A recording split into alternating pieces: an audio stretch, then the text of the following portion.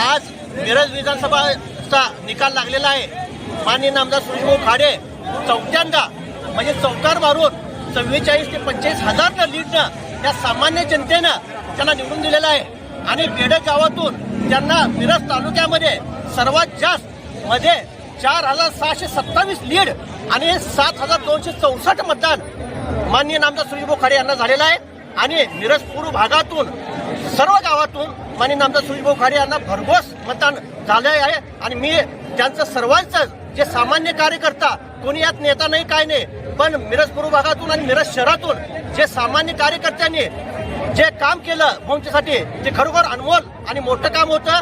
आणि त्यांच्यामुळेच हा विजय आज झालेला आहे. आणि भाऊंना 44 ते 45 हजार लीड ह्या मतदारसंघात मिळालेला आहे. आणि भाऊंचा चौकार हा भाऊंनी मारलेला आहे.